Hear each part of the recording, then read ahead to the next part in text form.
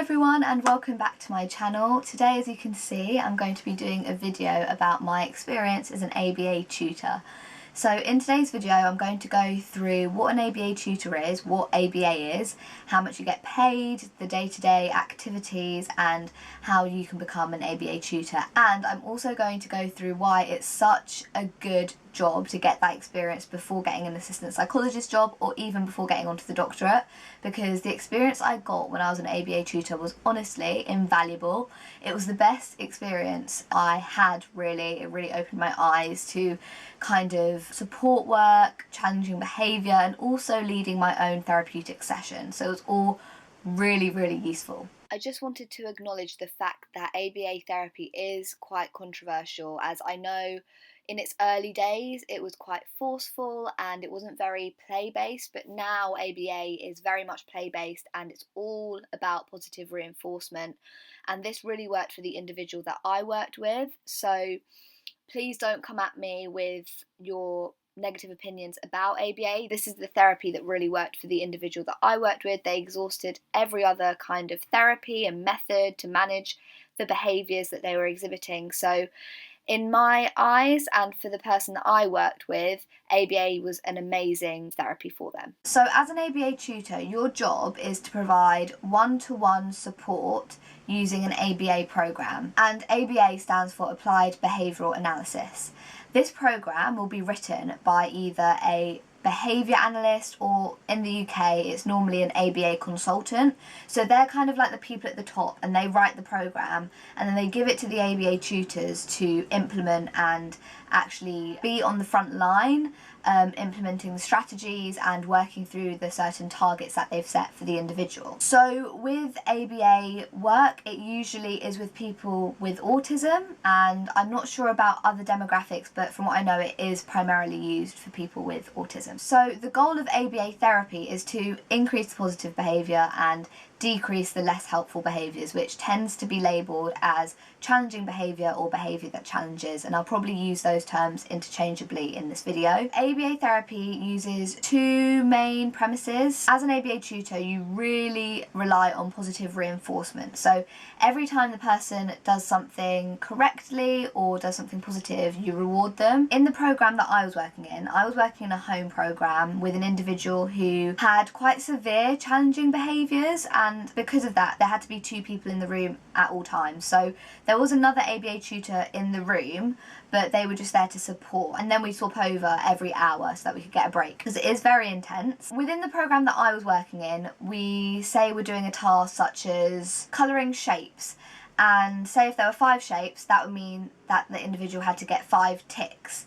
And if the individual gets those 5 ticks, then they get a reward at the end. And the person who I worked with was very motivated by sensory things, so smelling things and also like massages. The individual loved like pressure and touch, and so they worked for that quite a lot. So that's what I mean by positive reinforcement. And there was nothing like, if they did something wrong, we would never punish them, but it would just mean that they wouldn't get their tick at that point. And if they were finding it a bit difficult to achieve all of their ticks, we would just kind of make it easier for them. So in every situation really they would get the ticks, but we would only give the ticks for positive behaviour, if you get what I'm saying here. We also used ABC charts a lot, and also just like the idea of ABC charts. So ABC stands for antecedent, behaviour and then consequence. If there was a behaviour, and when we say behaviour we're talking about a challenging behaviour, then we would write it all down. So we'd write down what the behaviour was, what happened before and then what happened after. And that's just for us to understand what the meaning behind that behaviour is, or what the aim was behind that behaviour. So with the individual that I worked with, one of the main behaviours that we saw was ripping things up, and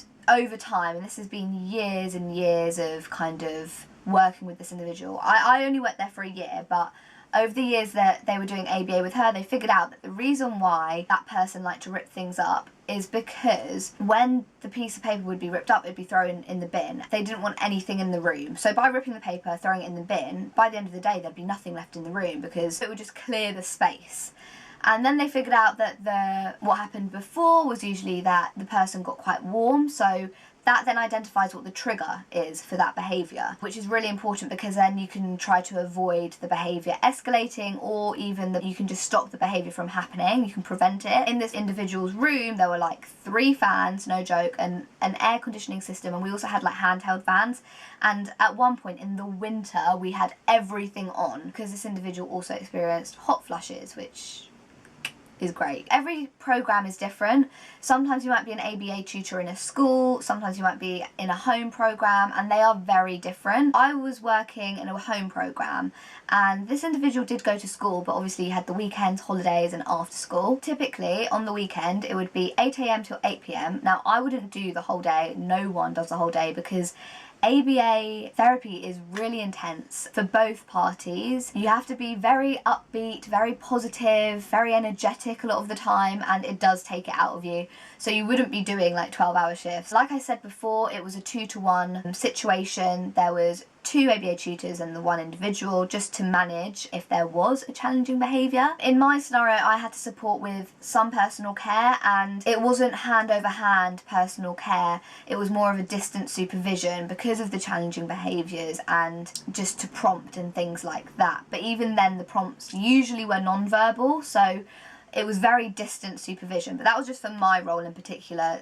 Everyone's different, so you might find a job where you don't have to do that, or you might find a job where you need to do a lot more than what I did. Within your session that you do, for me, we would do 1 hour each, so I would do 1 hour and then I'd swap with the other ABA tutor. So within my hour session I would include fun activities like colouring, dancing. I'd come up with like fun activities like word search, reading. Then the individual also had their targets, which is where the ABA consultant comes in. So they list down all these targets and there'll be a specific goal at the end. So for example, with doing up buttons, that was one of the targets. At first we were just doing up buttons in front of us, so just doing it on the table, and then as the months went on we then progressed to her doing it like on her stomach but not wearing them yet, so she could just practice. And then we got to a point where she had them on. So these targets always are working towards something, and the targets basically break down a process. Other targets included things like brushing teeth, relaxation exercises, so with that one each week going a bit longer if they could handle it and if they were enjoying it. We also did targets to aid language. So we had this task called same and different, and what we would do is we would ask the person to close their eyes and smell different things, and then we'd ask them same or different, and then we would show them like, oh no, or correct, like yeah that is the same, or no that isn't the same, you know, so they could understand what those words truly mean, and kind of aid that. Sometimes if it was the weekend we take the individual to shopping centres and go out for lunch. It's not only restrained to the house, we also did things like going to the gym. So the programme can be done anywhere. So some of the targets that we had were for the gym and increasing time on the treadmill or doing certain machines. So ABA can be done anywhere, it's not just restricted to like the inside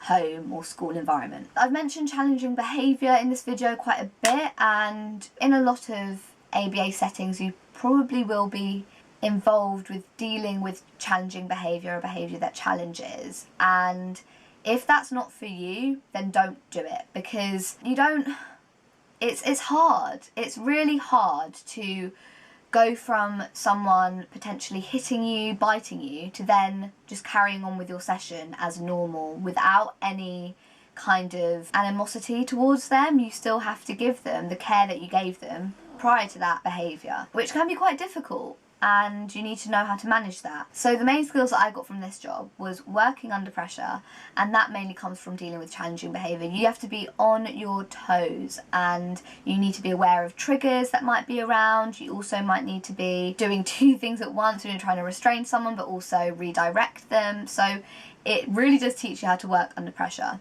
Another key skill that I got from this role is working independently, and more specifically doing my own therapeutic sessions, which I'd never done before, and this gave me such great experience, and it was an amazing talking point for my assistant psychologist interviews. And obviously I got loads of other key skills like working part of a team and communication, but I'm not going to include those because you guys can just, any care job can give you that really. Now I'm just going to talk about how I got the job and the qualifications that you need. So you don't actually need any qualifications to be an ABA tutor, which to me is kind of crazy, but it's what it is. I worked with some girls who were 17, which is wild, but they did a very good job. But you do need to be responsible for another person and have a level of maturity to you, so I think you need that, but you don't need any qualifications at all. They usually ask that you have some experience in the care sector or more specifically working with people who have autism, but generally they are quite open to people and they are willing to give you an interview. Sometimes they do ask for a DBS, which you can get yourself, but it is quite pricey. I just used a DBS that I got from a previous job, so that was fine, but you might need to look into that. If you are looking for private care jobs, then it might be worth getting a DBS. So I found my job on Gumtree, just typed in ABA tutor in my area and it came up.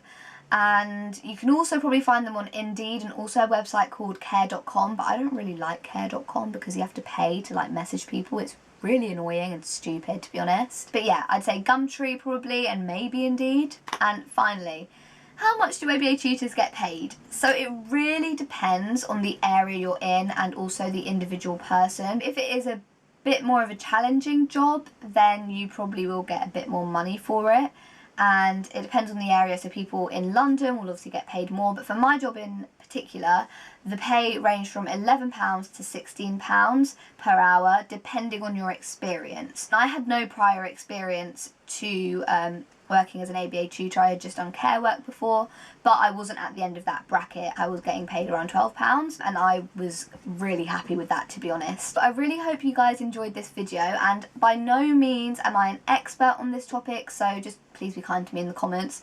And I hope this video just gave you a good insight into what an ABA tutor is and what good experience it can be, especially for before applying to a doctorate or an assistant psychologist post. It honestly gave me some of my best experience due to the fact that I was working independently a lot of the time and also dealing with challenging behaviour, and it just gives you an increased level of responsibility, I think. But anyway, I hope you guys enjoyed this video. Please like if you liked it and subscribe if you want more content like this. As always, my email is in the description below, so if you want any help with assistant psychologist interviews or anything like that, then drop me an email.